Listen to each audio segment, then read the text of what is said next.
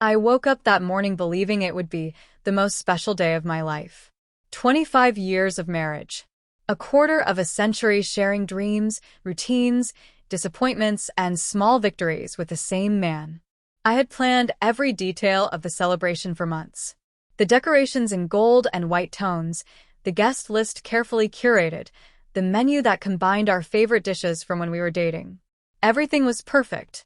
Everything except what was about to happen.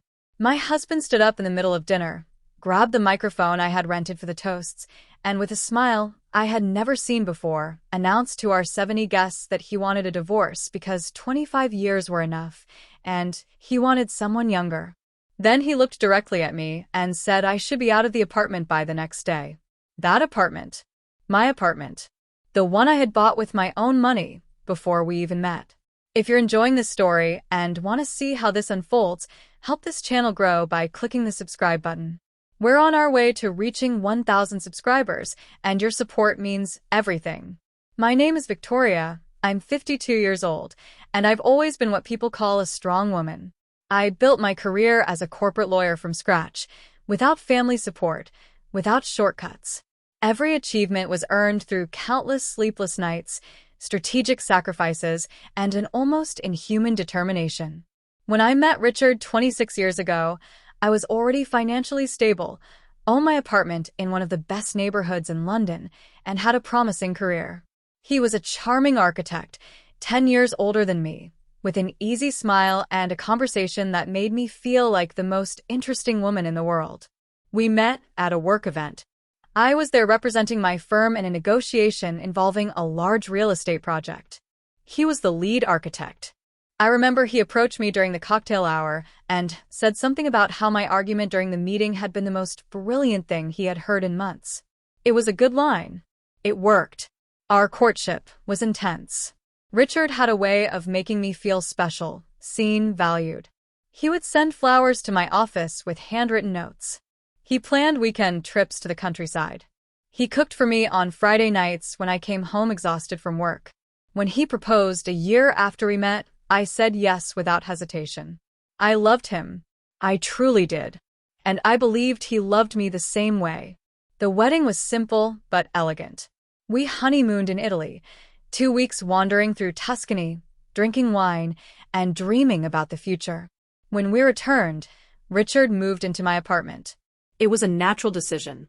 My place was bigger, better located, already fully furnished. He sold his small flat and contributed to some renovations we did.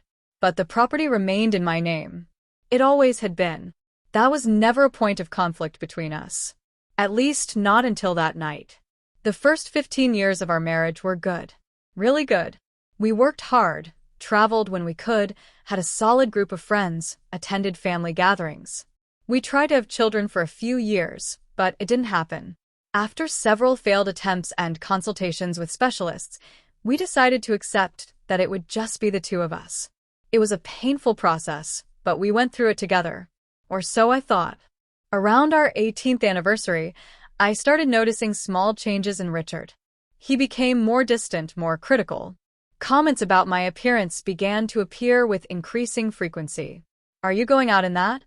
Or, "Maybe you should try a different hairstyle," or, "Don't you think that dress is a bit young for you?" At first, I ignored it. I attributed it to stress at work, to the natural routine of a long marriage. But the comments became more frequent and more cutting. If you're connecting with Victoria's story, please hit that subscribe button now. Your subscription helps us reach our goal of 1,000 subscribers and keep stories like this one coming. Around our 20th anniversary, I discovered Richard had created a profile on a dating app. I found it by accident when I borrowed his iPad to check an email. The app was open. His profile described him as recently separated and looking for someone who still knows how to have fun. There were recent conversations with several women, all of them significantly younger than me. When I confronted him, he didn't even try to deny it. He said he felt trapped, that our marriage had become boring, that he needed to feel alive again. He promised it was just curiosity, that he had never actually met any of those women, that he would delete the app immediately. Like a fool, I believed him. I wanted to believe him. We went to marriage counseling for 6 months. The therapist talked about communication, about keeping the spark alive, about individual needs within a partnership. Richard seemed engaged. He made an effort, or at least pretended to. Things improved superficially. We started having date nights again, planned a trip to Scotland, even renewed our vows on our 22nd anniversary. But something had broken. I could feel it. There was a wall between us that hadn't been there before. Over the next 3 years, I threw myself into my work even more intensely. I made partner at my firm, took on high-profile cases, earned more money than I ever had. Richard's architecture career, on the other hand, had stagnated. The projects weren't as frequent, the clients weren't as prestigious. He started spending more time at home, which should have brought us closer but somehow made things worse. He began making comments about my success, always with a venomous undertone.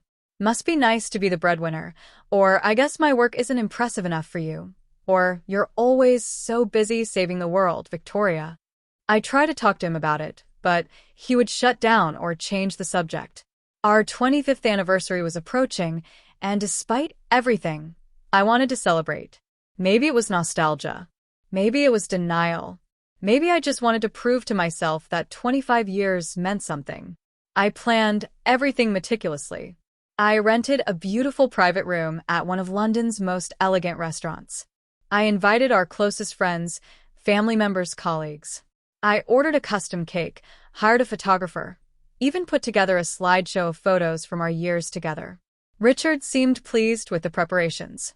He smiled when I showed him the menu, nodded approvingly at the guest list, even helped me choose the music for the evening. The night of the celebration arrived. I wore a navy blue dress that I had bought specifically for the occasion, elegant but not ostentatious. I had my hair and makeup done professionally. I felt good, confident, happy even. When we arrived at the restaurant, the room looked exactly as I had imagined. Warm lighting, beautiful floral arrangements, tables perfectly set. Our guests began arriving, each one congratulating us, commenting on how wonderful it was to see a couple make it to 25 years in this day and age. We mingled, we laughed, we reminisced. Everything was perfect. Until it wasn't. Click that subscribe button if you want to see what happens next. We're working toward 1,000 subscribers, and you can be part of reaching that milestone. Dinner was served around 8. The food was exquisite. Conversations flowed easily around the tables. My sister gave a touching toast about love and commitment. Richard's brother talked about how he had always admired our relationship. Then it was time for Richard and me to say a few words. I went first. I talked about our journey together, the good times and the challenging ones, how grateful I was for 25 years with him. My voice caught a few times. I meant every word. When I finished, everyone applauded. Richard stood up, took the microphone from me, and smiled. But it wasn't the smile I knew. It was something else. Something cold. He cleared his throat and began speaking. At first, his words seemed normal enough. He thanked everyone for coming, mentioned how special the evening was, talked about marriage being a journey. Then his tone shifted. 25 years is a long time, he said, looking directly at me.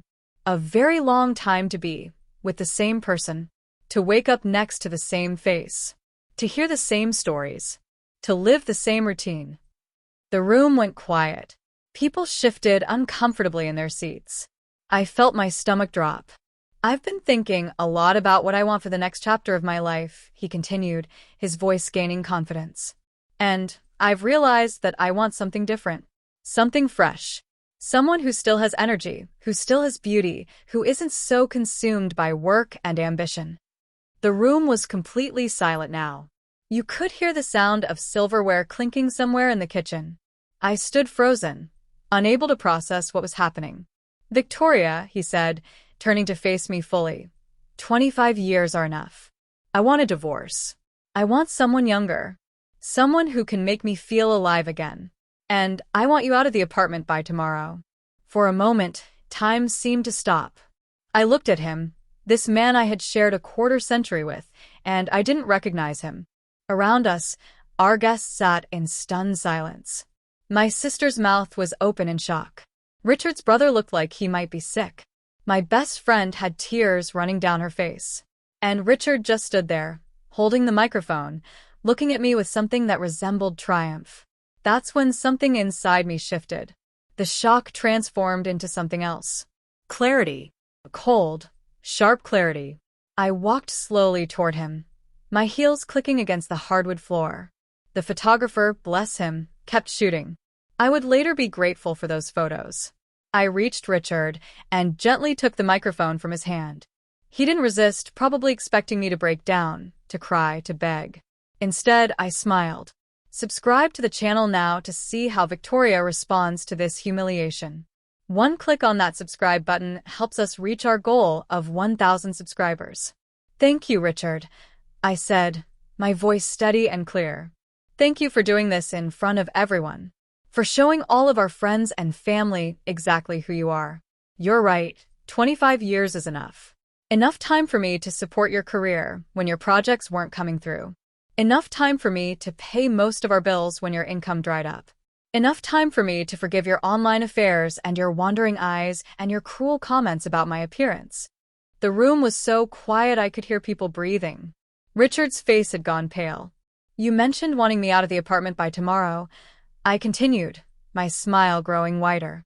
That's interesting because that apartment, the one you've been living in for 25 years, is mine. I bought it 5 years before I met you. It's in my name. It's always been in my name. So, actually, Richard, you're the one who needs to find somewhere else to stay.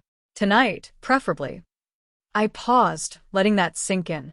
Around the room, I could see the realization dawning on people's faces. My lawyer colleagues were nodding, some even smiling slightly. Richard's face had gone from pale to bright red. And since you're so eager to start fresh with someone younger, I added, I should probably mention that I've been documenting your dating app activities for the past 3 years. Screenshots, messages, everything. My lawyer has copies. That should make the divorce proceedings quite straightforward. Richard finally found his voice. Victoria, you can't. I can, I interrupted. And I will. You wanted to humiliate me in front of everyone we know.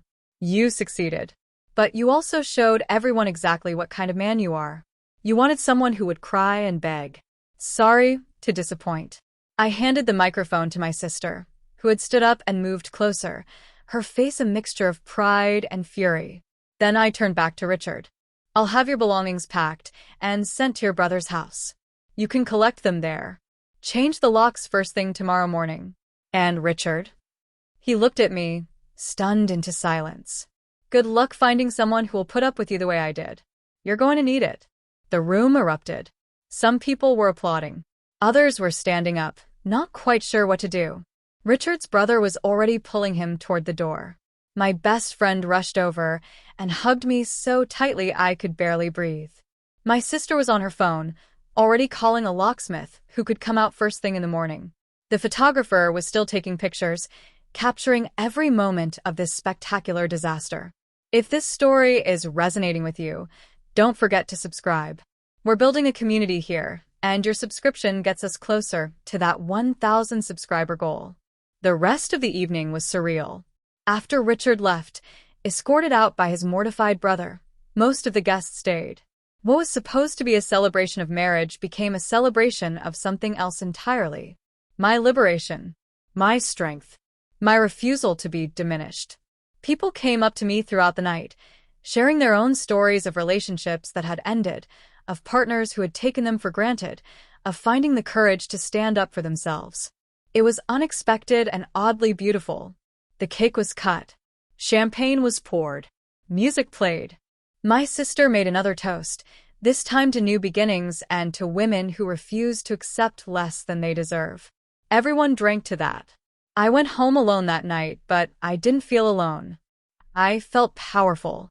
The apartment was exactly as I had left it that morning, decorated with silver and gold balloons, anniversary cards displayed on the mantel, photos of Richard and me throughout the years scattered on every surface. I spent the next hour taking down every photo, every reminder of him.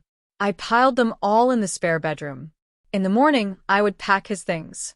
But that night, I just wanted them out of my sight. I barely slept. My mind was racing, replaying the evening over and over. Part of me still couldn't believe it had happened.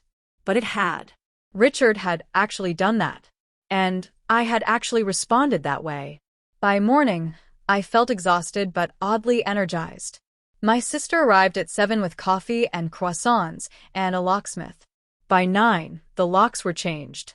By noon, Richard's belongings were packed into boxes and bags and piled by the door. His brother came to collect them around 2, apologizing profusely, saying he had no idea Richard was planning that he was ashamed of his brother's behavior. I believed him. Richard's brother had always been decent. By evening, my apartment looked different. Lighter. More mine. I had taken down more photos, rearranged furniture, opened windows that hadn't been opened in months. I ordered takeout from my favorite Thai restaurant, poured myself a glass of wine, and sat on my sofa, looking out at the London skyline. And for the first time in years, I felt at peace. Please subscribe to support this channel. We're so close to 1,000 subscribers, and clicking that button takes just a second but means so much to us. The weeks that followed were complicated. Richard tried calling, texting, emailing. He alternated between apologizing and blaming me, between begging for another chance and accusing me of overreacting. I blocked his number. I communicated only through my lawyer. The divorce was filed within days. Given Richard's very public announcement of his intentions and my documentation of his infidelity, my lawyer was confident it would be straightforward. And it was. Richard tried to claim he was entitled to half the apartment's value since we had been married for 25 years. My lawyer shut that down immediately. The apartment had been purchased entirely by me before the marriage, had remained solely in my name, and Richard had contributed minimally to its maintenance or improvement. He tried to claim he deserved spousal support. That was laughable given that I had been the primary breadwinner for most of our marriage. In the end, we settled quickly. Richard got his personal belongings, his car, and half of our joint savings, which wasn't much. I kept the apartment, my retirement accounts, and my peace of mind. The divorce was finalized 6 months after that catastrophic anniversary dinner. 6 months during which I rediscovered myself. I redecorated the apartment, turning the spare bedroom where I had dumped all of Richard's things into a home office with walls painted a deep emerald green and shelves full of books. I started taking art classes on Wednesday evenings, something I had always wanted to do, but never had time for. I reconnected with friends I had neglected during the marriage. I traveled to Paris for a long weekend, alone, and loved every minute of it. I also discovered things about Richard that I had either ignored or never known. Through mutual friends and social media, I learned that he had indeed been having affairs. Multiple affairs over multiple years. Women from work, women from the gym, women he met online. I had suspected some of this, but the full extent was stunning. I learned that he had been telling people for years that he felt trapped by me, that I was controlling and cold, that my success made him feel inadequate. The irony was not lost on me. My success, which had supported him, was now being used as justification for his betrayals. Hit that subscribe button if you're invested in this story. Your support helps us create more content and reach that 1,000 subscriber milestone. About 8 months after the divorce was finalized, I ran into Richard at a professional event. It was unavoidable. London's architecture and legal circles overlap more than you might think. He was there with a woman who looked to be in her early 30s, blonde, pretty, hanging on his arm like an accessory. He saw me and his face went through a series of expressions. Surprise, discomfort, something that might have been regret. I simply nodded politely and turned back to my conversation. Later, as I was leaving, he approached me. The blonde was nowhere to be seen. "Victoria," he said, "can we talk?" "There's nothing to talk about, Richard," I replied, gathering my coat. "I just want to say I'm sorry," he continued, "for how I handled things, for what I said that night. It was cruel." I looked at him for a long moment. He looked older, tired. The charm that had once attracted me was gone, replaced by something desperate. "Yes, it was cruel," I agreed. "But it was also clarifying. You did me a favor. You showed me exactly who you were, and you freed me from any lingering doubt or guilt about ending our marriage. I made a mistake, he said quietly. Several mistakes, actually. Yes, you did. But they're your mistakes to live with, not mine. He tried to say something else, but I was already walking away. I had nothing more to say to him. Life continued. The story of my anniversary dinner became somewhat legendary among my friends and colleagues. People I barely knew had heard about it, always asking if it was true, marveling at my response. I became, in a strange way, an icon of female empowerment in my social circle. Women would approach me at events, telling me how inspiring my story was, how they wished they had my courage. It was flattering but also uncomfortable. I hadn't been trying to make a statement. I had just been defending myself. About a year after the divorce, I met someone. Jonathan was a professor of history at University College London, divorced, close to my age, with grown children and a dog named Biscuit. We met at a book launch, started talking about medieval history of all things, and ended up having coffee that turned into dinner that turned into a second date, and a third, and many more after that. Jonathan was different from Richard in almost every way. He was quiet where Richard had been loud, thoughtful where Richard had been impulsive, secure where Richard had been insecure. He loved my success, was proud of my career, never made me feel like I was too much or not enough. We took things slowly. I was cautious, still healing, still learning to trust again. But Jonathan was patient. He didn't push, didn't demand, didn't expect me to be anything other than myself. If you're enjoying Victoria's journey, please subscribe to the channel. We're working hard to reach 1,000 subscribers, and every subscription matters. 2 years after my divorce, I threw myself another party. This one wasn't for an anniversary or any particular occasion. It was just because I wanted to celebrate being alive, being free, being myself. I invited all the same people who had been at that disastrous dinner. We gathered in the same restaurant, in the same room. But this time, the atmosphere was completely different. Light, joyful, celebratory. My sister gave a toast about resilience. My best friend talked about transformation. Jonathan, who came as my date, simply raised his glass and said, "To Victoria, who needs no one's validation but her own." Everyone drank to that.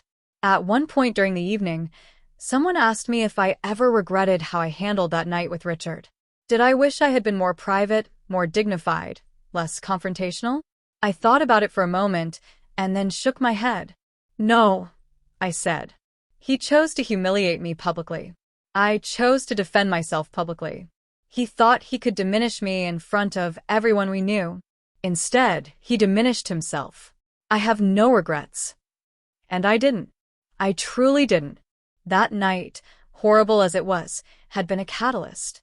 It had forced me to confront truths I had been avoiding, to stand up for myself in a way I hadn't in years, to remember who I was outside of that marriage.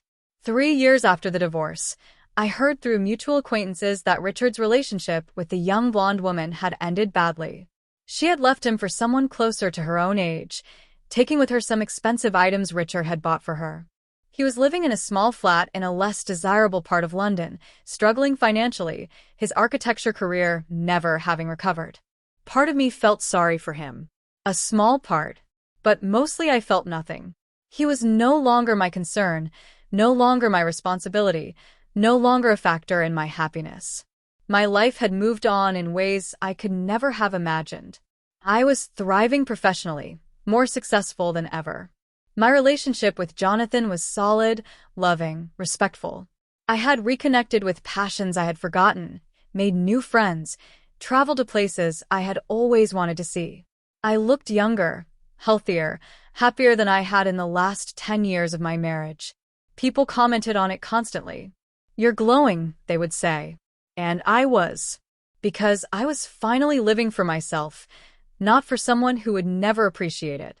Subscribe now to be part of this community. One click on that subscribe button brings us closer to our goal of 1,000 subscribers. I sometimes think about that moment when Richard handed me the microphone, expecting me to crumble. What he didn't understand was that I had been building my strength for 52 years. I had built it through every challenge I faced in my career, Every obstacle I overcame, every time I was underestimated and proved people wrong. I had built it through the quiet disappointments of our marriage, through the betrayals I had forgiven, through the small indignities I had absorbed. All of that strength was there, waiting for the moment when I would need it most.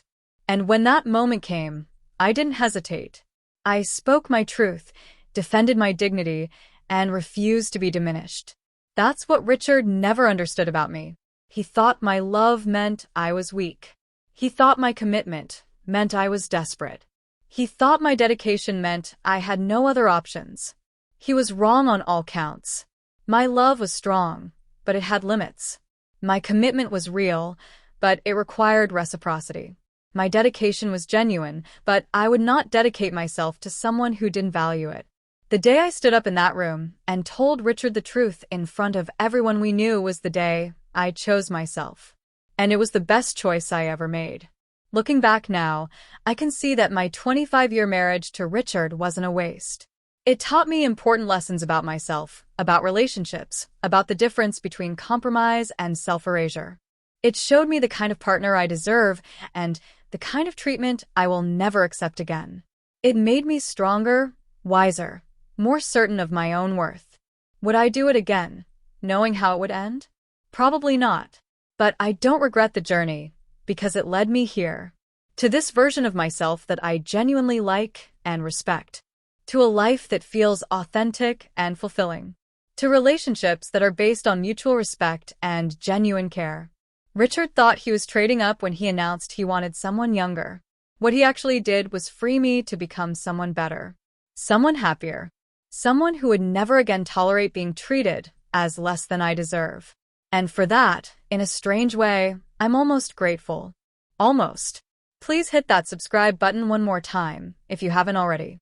We're so close to 1,000 subscribers, and your support makes all the difference. The apartment where all of this began is still mine. I've changed it significantly over the years. New paint, new furniture, new energy. It's a space that feels completely mine now, with no traces of Richard or our failed marriage.